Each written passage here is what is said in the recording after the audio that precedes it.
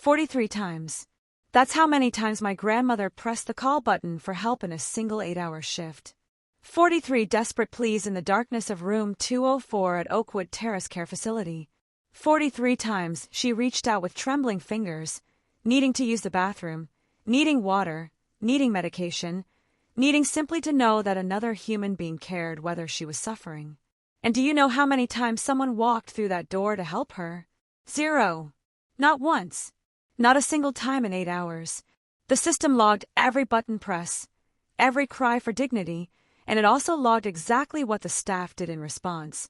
They canceled the calls remotely from the nurse's station without ever leaving their chairs. My grandmother wasn't confused. She wasn't imagining things. She wasn't being difficult. She was being systematically ignored by people who had decided that her comfort, her safety, and her very humanity didn't matter enough to interrupt their night. And when I finally saw the proof, page after page of digital logs showing call activated, followed immediately by canceled at console, I understood that this wasn't negligence. It was erasure. They were teaching my grandmother that her voice didn't matter, that she could scream into the void and the void would deliberately, methodically silence her. Her name is Evelyn Williams, but everyone who loves her calls her Big Mama. Not because she's a large woman. She's barely 5 feet tall now that age and osteoporosis have bent her spine, but because her heart is big enough to hold our entire family, our entire community, our entire world. She raised 6 children alone after my grandfather died of a heart attack when he was just 42. She worked 2 jobs for 30 years, mornings at the textile factory, evenings cleaning offices downtown. She never missed a Sunday at Greater Hope Baptist Church, where she sang in the choir and ran the food pantry. She was the one who cooked Thanksgiving dinner for 40 people, who sat beside hospital beds praying folks through their darkest hours, who opened her home to any child who needed a safe place to sleep. She was strength personified, independence incarnate, a woman who never wanted to burden anyone with her needs because she'd spent her whole life meeting everyone else's. Then she fell. A stupid, simple fall in her own kitchen, reaching for a pot on the top shelf. Her hip shattered in 3 places. The surgery went well, the doctors said, but the recovery was brutal. At 79 years old, with diabetes complicating everything, she would need months of rehabilitation and round-the-clock care. She couldn't walk without assistance. She couldn't get herself to the bathroom safely. She needed help with basic activities of daily living that she'd been doing independently for nearly 8 decades. And the look in her eyes when she realized she'd become dependent, that broke something in all of us. We tried to care for her at home. My mother took family leave from her job as a teacher. I rearranged my schedule at the hospital where I work as a healthcare administrator. We hired part-time aides when we could afford it, but after 6 weeks, we were all exhausted. Big Mama was depressed from feeling like a burden, and the doctors said she wasn't progressing in her physical therapy because home care couldn't provide the intensive rehabilitation she needed. We needed a skilled nursing facility. We needed professionals. We needed to trust that someone else could care for the woman who had cared for everyone. That's how we ended up at Oakwood Terrace. The place looked perfect on paper. 4 stars on the state rating system, beautiful facility with private rooms and large windows, enthusiastic reviews on senior care websites. The admissions director, Mrs. Davies, was a pleasant white woman in her 50s who gave us a thorough tour, introduced us to the director of nursing, and made promises that sounded like sacred vows. "We treat every resident like family," she said, clasping my mother's hands. "Your mother will never have to wait for help.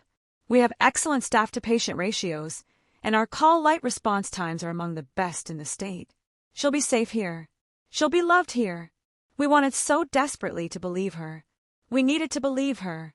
Because the alternative, that we were abandoning our matriarch in a place where she'd suffer, was too painful to accept. If you're watching this because you have an elderly loved one in a nursing home and you've had that terrible gut feeling that something isn't right, that the promises don't match reality, that your family members' complaints are being dismissed as confusion, subscribe to this channel right now and turn on all notifications. Because what I'm about to tell you could save your grandmother's life. This is about the gap between the glossy brochures and the dark reality of what happens when the call light goes on and nobody's watching. And if this story touches you, if you fought similar battles, leave a heart in the comments below and tell me what city you're watching from. We need to build a community that refuses to let our elders be silenced. Big Mama moved into room 204 on a sunny October afternoon. We decorated it with photos of family, her favorite blanket from home, a small plant for the windowsill. We labeled her toiletries, organized her clothes, programmed the TV to her favorite gospel music channel. We met her roommate, a sweet white woman named Dorothy who immediately offered to share her candy stash. Everything seemed fine. Better than fine, actually. The nurses were friendly during the admission process. The aide who helped Big Mama into bed was gentle and patient. We left that first night feeling relieved, feeling like maybe this would work, feeling like we'd made the right choice. The problem started small.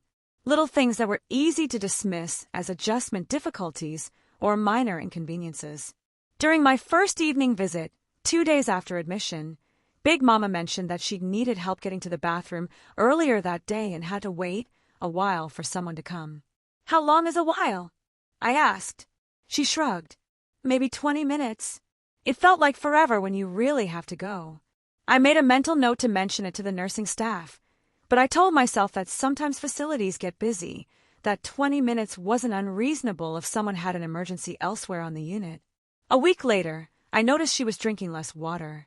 When I encouraged her to hydrate, crucial for diabetes management and preventing urinary tract infections, she gave me a sad little smile. "If I drink too much, I'll have to go to the bathroom. And sometimes they don't come when I ring. So I try not to need as much." That statement should have set off alarm bells. That was the moment I should have started investigating.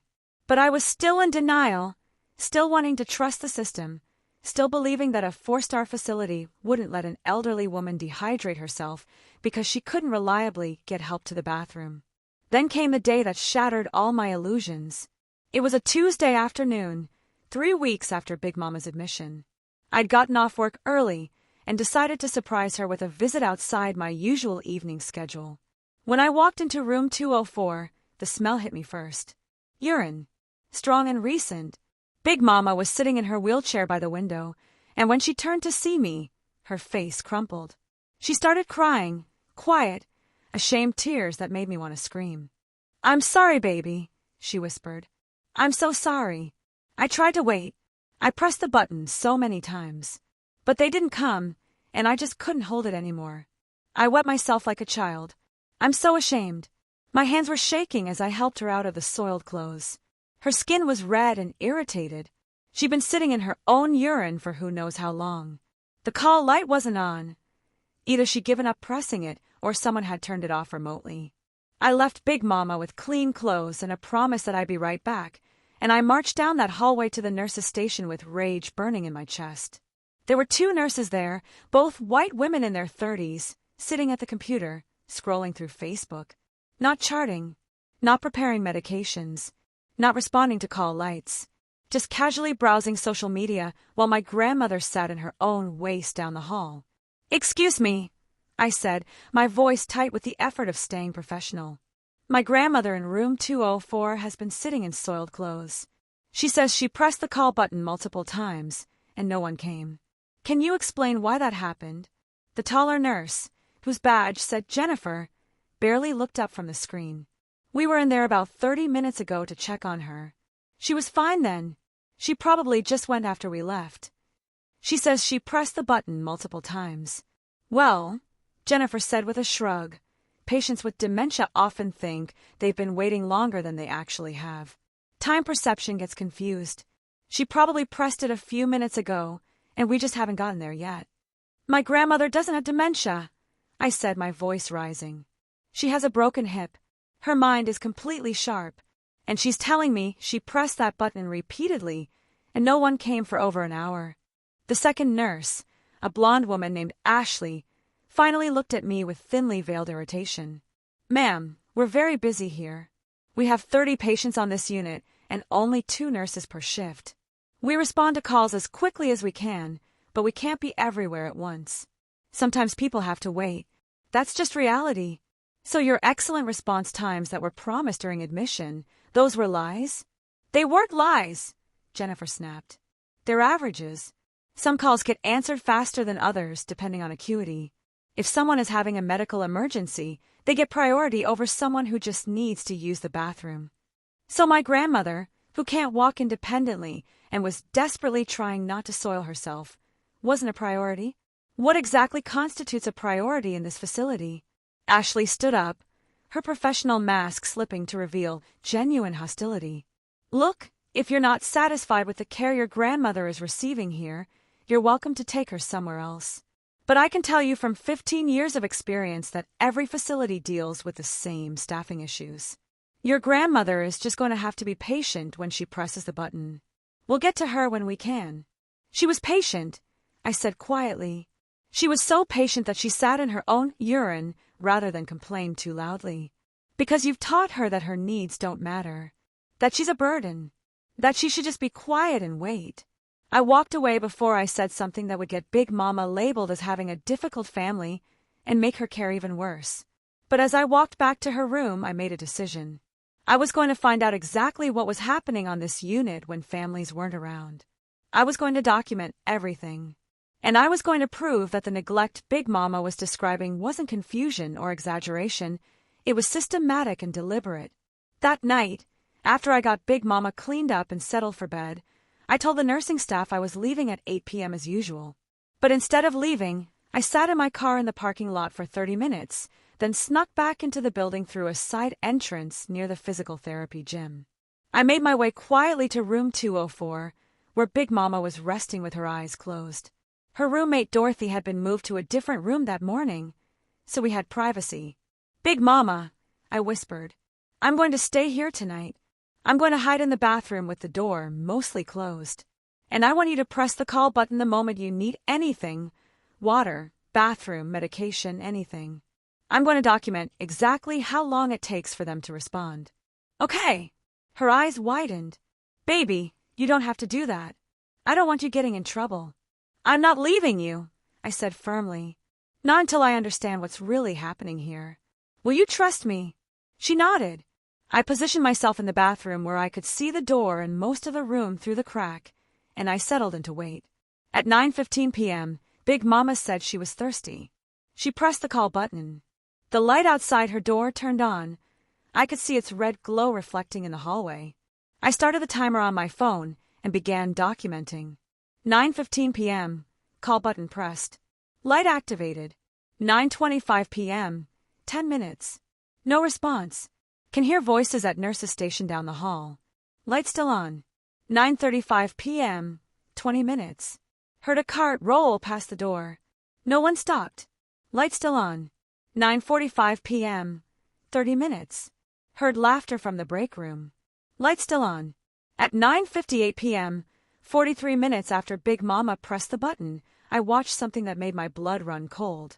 The red light outside the door suddenly went off. Not because someone had entered the room. Not because anyone had checked on my grandmother. It just turned off, remotely canceled from the nurse's station. I stayed hidden, waiting to see if someone would come despite the light being off.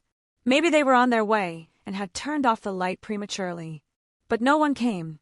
At 10:15 p.m., a full hour after Big Mama had pressed the button, she looked at the doorway with such sadness and resignation that it broke my heart. They turned it off again, she said quietly to the empty room. They always turn it off. I emerged from the bathroom. They do this regularly. They cancel the call without coming. All the time, baby. Especially at night. I press the button and the light goes on and I think, okay, they're coming. Then the light goes off and nobody comes. So I wait a while and press it again. And the same thing happens. Eventually, I just give up. How many times do you press it before you give up? She looked at her hands, ashamed. Sometimes 10 times. Sometimes more. I lose count. I just keep pressing it and keep waiting and keep hoping that this time someone will care enough to check on me. I sat on the edge of her bed and held her hand, this woman who had held so many hands through so many hard times, and I made her a promise. I'm going to fix this. I'm going to make them see you. I'm going to make your voice matter. How? She asked. They won't listen. They never listen. Because I'm going to get proof that they can't dismiss or explain away. Evidence that's undeniable. Over the next week, I visited at random times. Early morning, mid-afternoon, late evening, overnight. I documented response times meticulously. I recorded audio on my phone. I took photos of the call light on and timestamped them, then took photos later showing the light off with no one having entered. I created spreadsheets tracking when Big Mama pressed the button, how long it stayed on, whether anyone responded, and if so, how long they stayed in the room. The pattern was undeniable. During day shift, when family members were more likely to visit and administrators were on site, response times averaged 10 to 15 minutes. Not great, but marginally acceptable. But during evening and night shifts, from 7 p.m. to 7 a.m., the response times were either extremely long, 30 to 60 minutes, or non-existent. Calls were being canceled remotely without anyone checking on residents. And it wasn't just happening to Big Mama. I started talking to other families during my visits. A black woman whose father was in room 209 told me he complained about the same thing, pressing the button repeatedly, watching the light go on and off, no one coming. A Hispanic family visiting their mother in room 212 mentioned she'd been asking them to visit during evening hours specifically because the nurses don't answer at night. The white families I spoke to, whose loved ones were in the newer wing of the facility, didn't report the same problems. Their mothers and fathers were being answered promptly, treated with patience, checked on regularly. The racial and economic disparity was obvious once you knew to look for it. The residents in the older wing, room 201 through 220, were predominantly people of color, predominantly Medicaid-funded, predominantly treated as less important than the private-pay white residents in the newer section. Big Mama was in room 204, right in the heart of the forgotten zone. But I still needed something irrefutable, something that couldn't be explained away as perception, or confusion, or isolated incidents. I needed their own data. I needed the system to confess its sins. I knew from my work in healthcare administration that modern nurse call systems aren't just buttons and lights anymore. They're sophisticated digital platforms that log everything. Every button press, every response, every cancellation, every staff badge into a room. The data exists. Facilities just don't typically share it with families because it reveals patterns they'd rather keep hidden. I requested a formal meeting with the Director of Nursing, Linda Peterson, and the facility administrator, Michael Henderson.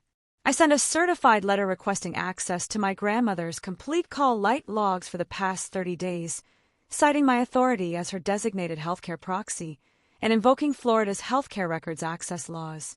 I also mentioned, casually but clearly, that my attorney was prepared to file a formal discovery request if necessary, and that I had already documented concerning patterns and response times that might require reporting to the State Agency for Healthcare Administration.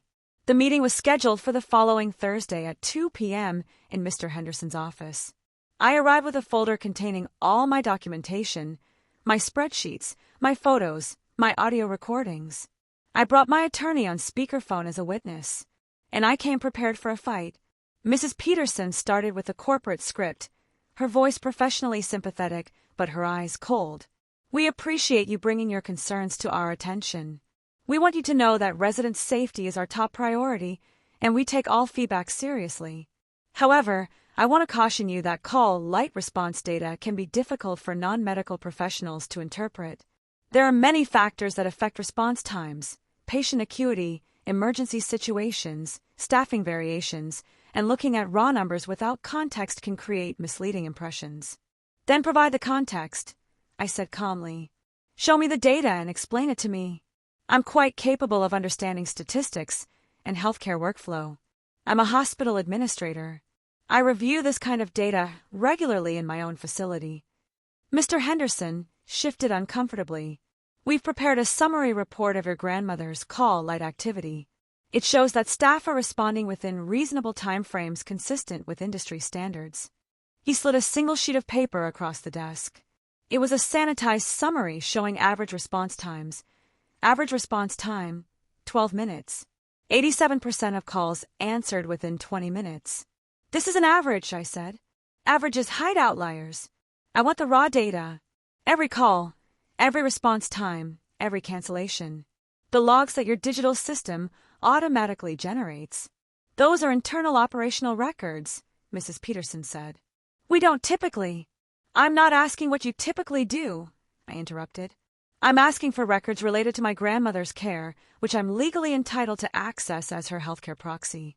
You can provide them voluntarily, or my attorney can file a formal request that will involve state investigators reviewing your entire documentation system. Your choice. The room went silent. My attorney's voice came through the speakerphone. Mrs. Williams has the legal right to access these records under Florida Statute 395.3025. If you deny access, we'll file a complaint with the Agency for Health Care Administration this afternoon alleging obstruction of family access to medical records. That complaint will trigger an investigation that will examine not just Mrs. Williams' mother's care, but your facility's entire documentation and response protocols. I suggest you provide the records. Mr. Henderson's jaw tightened. Fine. It'll take a day or two to pull the complete logs from the system. We'll have them ready by Monday. I'll wait, I said. Pull them now. Your IT system can generate a report in minutes. I've seen these systems. I know how they work. Another long silence. Finally, Mr. Henderson picked up his phone and called someone in IT. 20 minutes later, a young man arrived with a thick stack of paper, printer output from the call light system database, showing every recorded event for room 204 for the past 30 days. I took the papers and started reading.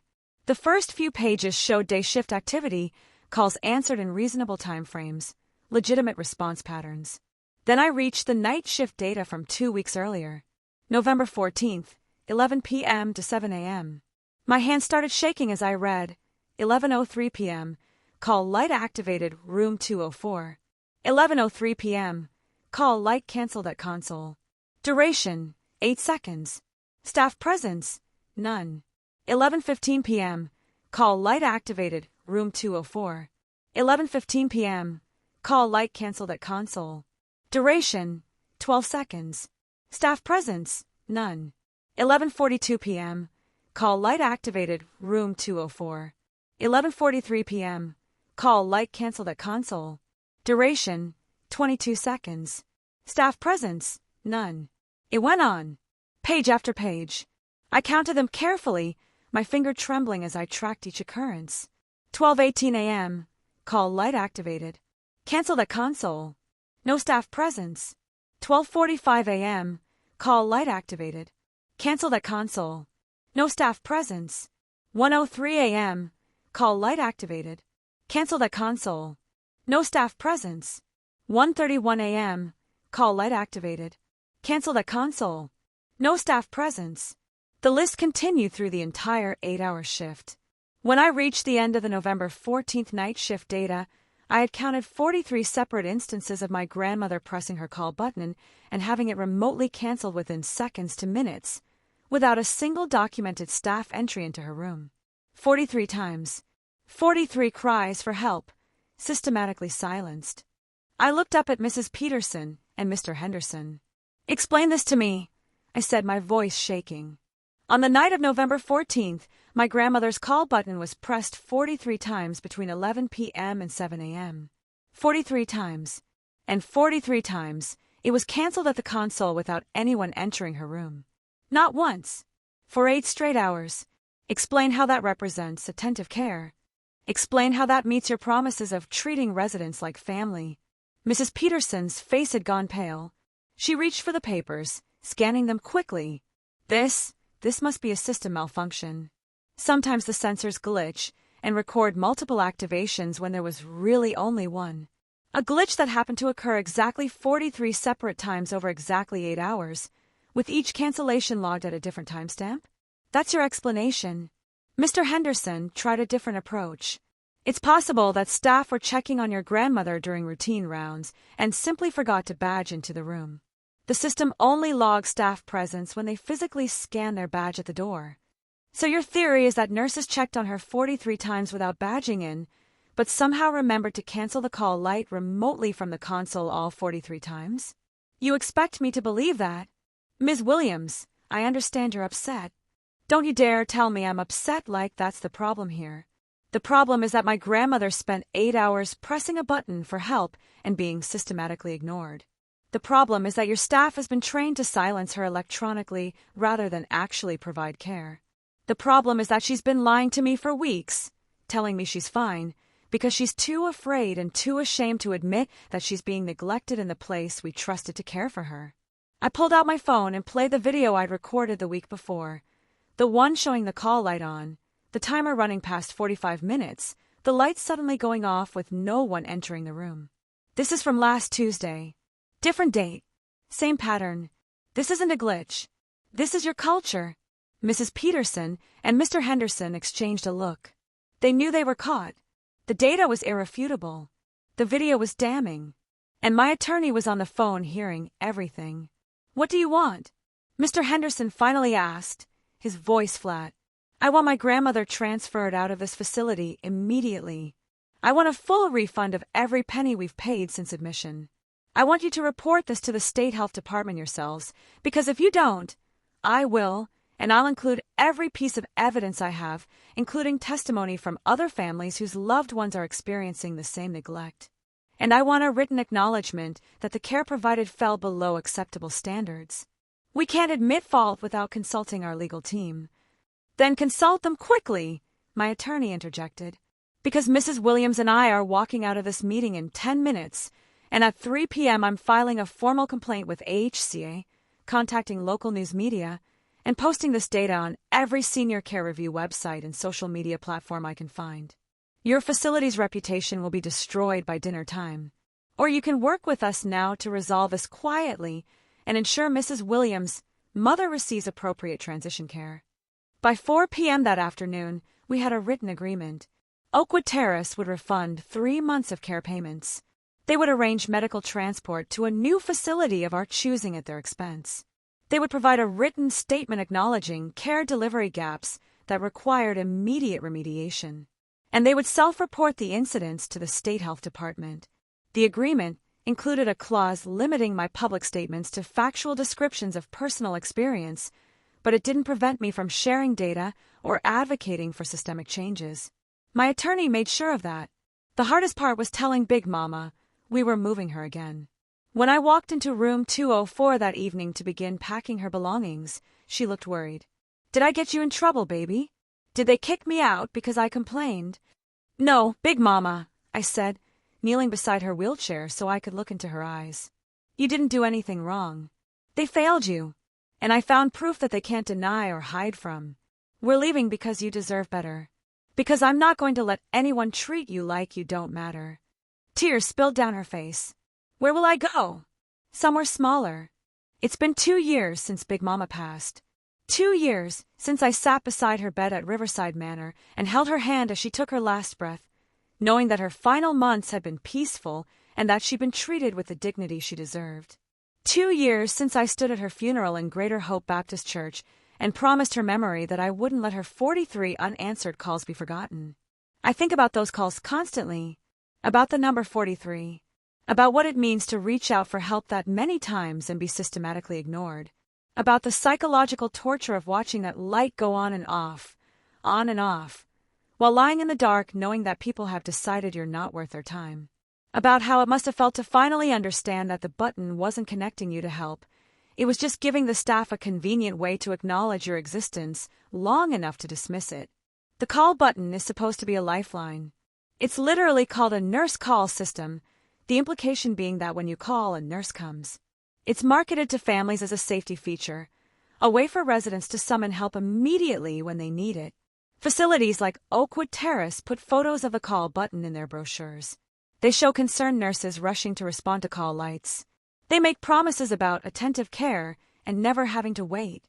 But those promises are lies for many residents. Not all. The white residents in the newer wing of Oakwood Terrace had their calls answered promptly. The private pay families got the care they were paying for. But the residents in rooms 201 through 220, the predominantly black and brown residents on Medicaid, the ones deemed less important, less valuable, less worthy of effort, they got buttons that were just digital placebos. Fake connections to care that made facilities look good without requiring actual responsiveness. And the cruelty of it compounds. Because when you give someone a call button and then ignore it, you're not just failing to provide care, you're teaching them that their needs don't matter, that their voice is irrelevant, that they should stop asking, stop hoping, stop expecting basic human decency. You're breaking their spirit deliberately and systematically. Big Mama learned not to drink water because she knew she couldn't reliably get help to the bathroom. She learned to lie to me about being okay because she was ashamed of her own needs. She learned to stop pressing the button after the 20th or 30th time because continuing to hope was more painful than accepting abandonment. Oakwood Terrace didn't just neglect her physical needs, they taught her to neglect herself. And she wasn't alone. After I shared her story at a community meeting, I heard from dozens of families with identical experiences. Elderly parents being told to be patient while waiting an hour for bathroom assistance. Residents developing urinary tract infections from holding their bladder too long. People found in soiled clothes or bedding after calling for help repeatedly. Family members being gaslit with excuses about confusion or staffing challenges when they questioned inadequate response times. The pattern was clear. This wasn't about individual bad nurses or isolated incidents. This was about a system that prioritizes profit over people, that understaffs facilities to save money, and that treats the most vulnerable residents as disposable. A system that depends on families not knowing to ask for call light data, not knowing their rights, not knowing how to fight back when their loved ones report neglect. I've spent the past 2 years working to change that system. I volunteer with the local long-term care ombudsman program now, helping other families navigate complaints and advocacy. I teach workshops on what to look for when touring nursing homes, including how to ask about call light response times and how to request access to data. I've worked with state legislators on bills that would require facilities to publicly report average response times and that would mandate family access to real-time call light information. The legislative efforts have been frustratingly slow. The long-term care industry fights every reform, claiming that operational data should remain internal, that public reporting would be misleading without context, that requiring transparency would create an unfair burden on facilities. They hire lobbyists to water down reform bills and to paint advocates like me as extremists who don't understand the complexities of elder care. But I do understand the complexities. I understand that staffing is challenging, that nurses are overworked, that regulations can be burdensome. I understand all of that. What I don't accept is that any of those complexities justify letting an elderly woman press a call button 43 times without a single person checking on her. I don't accept that staffing challenges mean some residents get care and others get systematically ignored. I don't accept that transparency is too burdensome when lives are at stake. Some small victories have emerged. After the investigation into Oakwood Terrace, Florida's Agency for Healthcare Administration updated their survey protocols to specifically include reviews of call light response data during inspections. It's now standard procedure for surveyors to request digital logs and to look for patterns of excessive response times or remote cancellations. That change came directly from Big Mama's case, from the undeniable evidence that her 43 calls provided. Several advocacy organizations now include call light responsiveness in their nursing home rating systems, encouraging families to specifically ask about average response times before placement.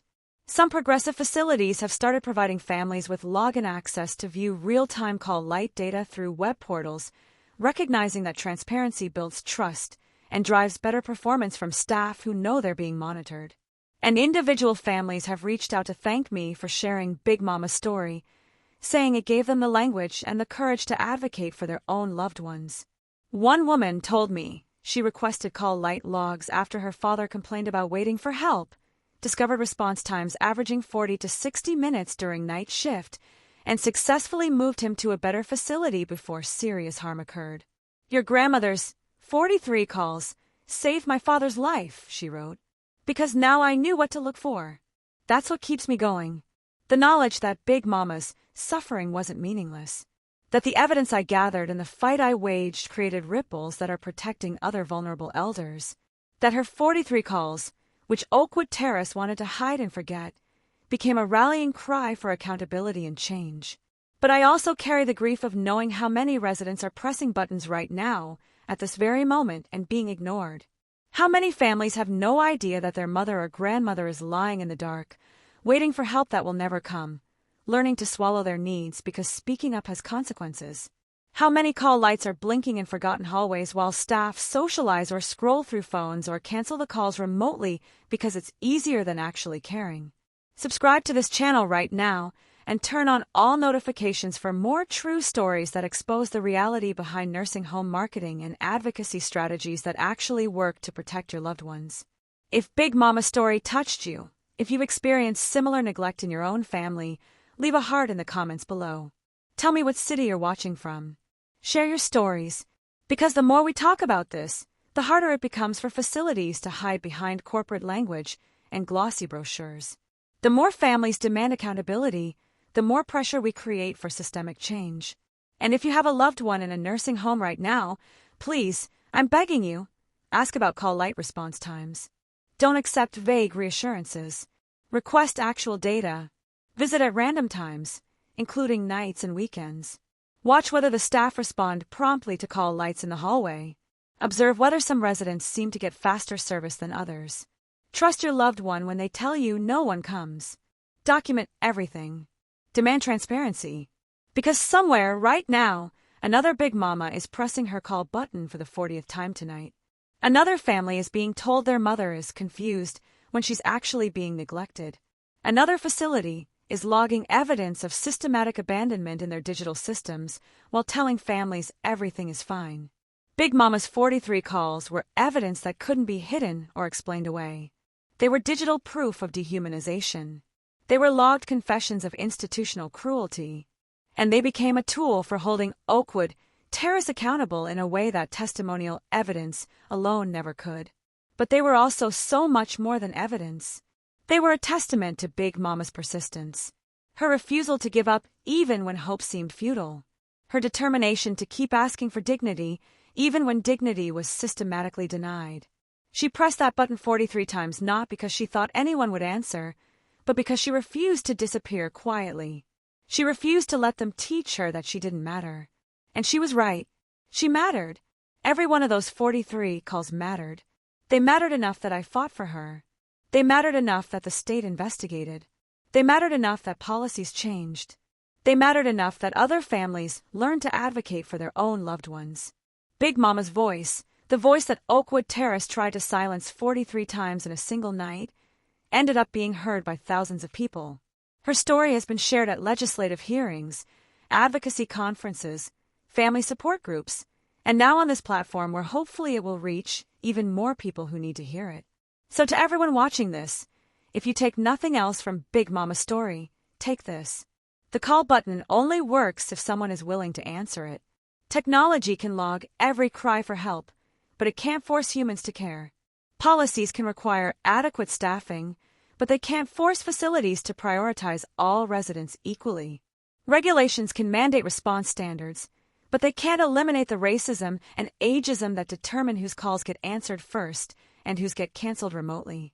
What changes the system is families who refuse to be quiet, families who document, families who demand data, families who believe their loved ones and fight for them with everything they have, families who understand that they're doing their best isn't good enough when their best means 43 unanswered pleas for help.